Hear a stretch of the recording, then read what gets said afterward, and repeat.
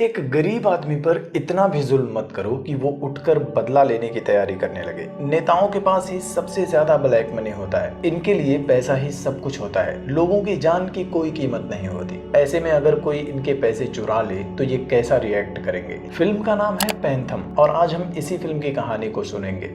इस कहानी की शुरुआत ही हाई कोर्ट में होती है। असेंबली सेशन को कैंसिल करके सभी मिनिस्टर्स को कोर्ट में हाजिर होना था। सभी के ऊपर करप्शन के चार्जेस होते हैं। सबने करोड़ों अरबों का घोटाला किया था और सिर्फ एक आम आदमी की वजह से आज सबको कोर्ट में आना था। लेकिन यह सब हुआ कैसे, उसको समझने के लिए थोड़ा सा पीछे चलते हैं। असली कहानी कुछ महीने पहले शुरू होती है। स्टेट हेल्थ मिनिस्टर एक हॉस्पिटल का उद्घाटन करने के लिए आता है। वो अपने पूरे काफिले की गाड़ी को सड़क पर ही पार्क कर देता है, जिससे कि ट्रैफिक जाम लग जाता है। आम आदमी को बहुत परेशानी होती है। लेकिन मिनिस्टर मजे से हॉस्पिटल के अंदर उद्घाटन कर रहा होता है। तब एक ट्रैफिक इंस्पेक्टर विक्रांत आता है और हेल्थ मिनिस्टर की सभी गाड़ियों को टो करके लेकर चला जाता है। मिनिस्टर बाहर आता है तो पता चलता है कि उसकी सारी गाड़ियों को ट्रैफिक पुलिस इंस्पेक्टर उठा ले गया है। वो पुलिस स्टेशन जाता है। तब पता चलता है कि विक्रांत असल में फर्जी ट्रैफिक इंस्पेक्टर बनकर मिनिस्टर की गाड़ी को टो करने आया था। उसी ने मिनिस्टर को फोन करके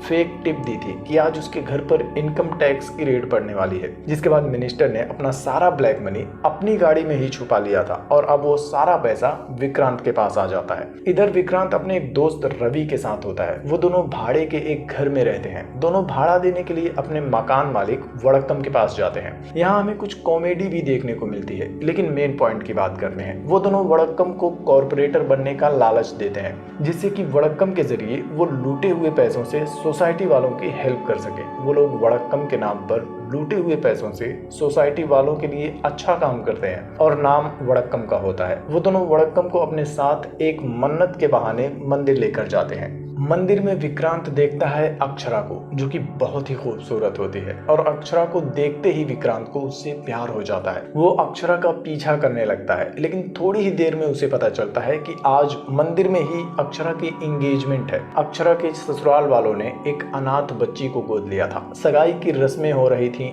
तभी अक्षरा की होने वाली ननद उस अनाथ बच्ची को डांटने लगती है और उसे धक्का दे देती है। दरअसल उन लोगों ने बच्ची को सिर्फ अपने घर का काम करवाने के लिए गोद लिया था। तभी विक्रांत वहां आ जाता है और लड़के की बहन को डांटने लगता है कि तुम्हें शर्म आनी चाहिए एक छोटी सी बच्ची से ऐसा बर्ताव करते हुए, और उन्हें धमकी देता है कि आइंदा से तुम लोग इससे अपने घर का काम करवाओगे तो चाइल्ड प्रोटेक्शन एक्ट के तहत मैं तुम्हारी कंप्लेंट कर दूंगा। विक्रांत वहां से चला जाता है, लेकिन वो अक्षरा के दिल में अपनी जगह बना लेता है। अक्षरा अपनी सगाई तोड़ लेती है। इधर रात में विक्रांत और राजू मिलकर अपना नया टारगेट चुन लेते हैं, जिसका नाम होता है अमित, जो देश भर में कई सारे हॉस्पिटल्स का मालिक है और एक तरह का मेडिकल माफिया भी है। और उसके ऊपर नायक भाई यानी कि स्टेट होम मिनिस्टर का हाथ होता है। विक्रांत उसके फोन को टैप करता है और अमित के हर एक मोमेंट पर नजर रखता है। उसे पता चलता है कि हर थर्सडे को अमित एक ट्रेन के जरिए आसपास के हॉस्पिटल में दवाइयां भेजता है। वो अमित को एक फेक कॉल करता है और नायक बनकर अमित से कहता है कि हमारे मेडिकल गोडाउन में जितने भी पैसे हैं अर्जेंटली उसे लिक्वर गोडाउन में शिफ्ट कर दो। पैसे शिफ्ट करने के लिए अमित एक प्लान बनाता है और अपने पैसों को मेडिकल ट्रेन के साथ अटैच करके आखिरी बोगी में रख देता है। वो अपने आदमियों को स्टेशन पर जाकर पैसे कलेक्ट करके लिक्वर गोडाउन में शिफ्ट करने के लिए बोलता है। अमित के आदमी स्टेशन पहुंच जाते हैं।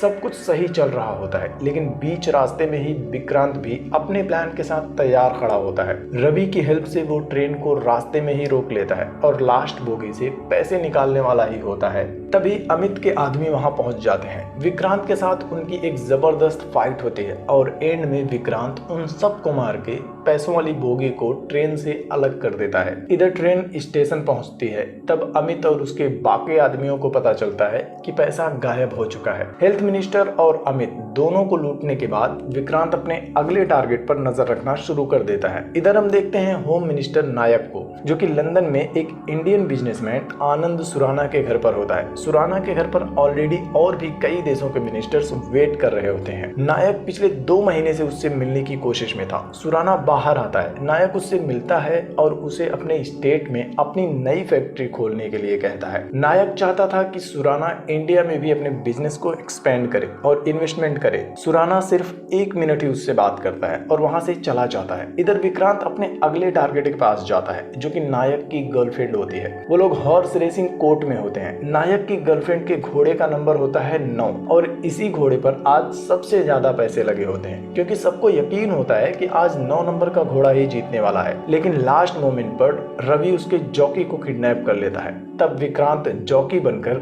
9 नंबर के घोड़े पर सवार होता है और रेस जिता देता है। रेस जीतने के बाद विक्रांत नायक की गर्लफ्रेंड के साथ फ्लर्ट करता है। वो लड़की भी विक्रांत से इंप्रेस हो जाती है, उसे लेकर अपने घर जाती है और दोनों पार्टी कर रहे होते हैं। तभी नायक का एक आदमी रेस में जीते हुए पैसे लेकर आता है। वो लड़की पैसे लेने के लिए दरवाजे पर जाती है। तब विक्रांत उसके घर के आईनों को इस तरह से सेट करता है जैसे कि वो लड़की जब पैसे रखने के लिए लॉकर का पासवर्ड डालती है, विक्रांत को सब कुछ एक जगह पर ही बैठे बैठे दिख जाता है और लड़की के सोने के बाद विक्रांत उसके पूरे लॉकर को खाली कर देता है। अमित और अपनी गर्लफ्रेंड दोनों के पास से पैसा गंवाने के बाद नायक उन दोनों को पकड़ लेता है और अपने आदमियों से दोनों को मारने के लिए कहता है। नायक बहुत गुस्से में होता है और अपने आदमियों से उसका पैसा चुराने वाले को हर हाल में ढूंढने के लिए कहता है। वो एक सीबीआई ऑफिसर को बुलाता है जिसे थोड़ा कम सुनाई देता था। वो अमित और नायक की गर्लफ्रेंड के पास से जो पैसे चोरी हुए थे उनकी जांच अनऑफिशियली करने के लिए कहता है। इधर विक्रांत पैसों से भरी वैन को एक चाय की दुकान पर ले जाता है जहां दुर्गा देवी ट्रस्ट का चेयरमैन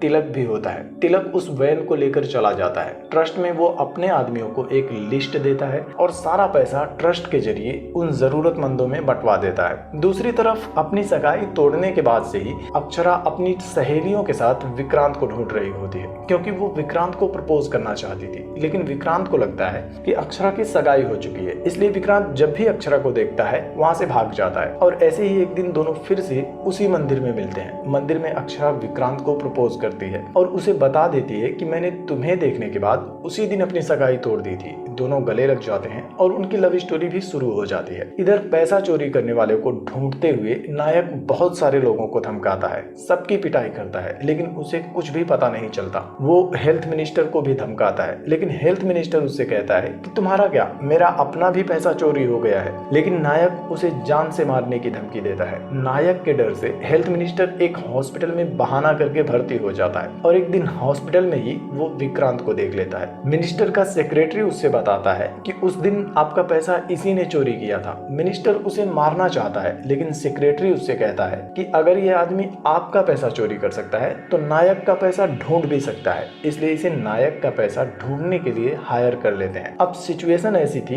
कि नायक अपना पैसा चोरी करने वाले विक्रांत से ही चाहता है कि विक्रांत उसका पैसा चोरी करने वाले को पकड़ ले।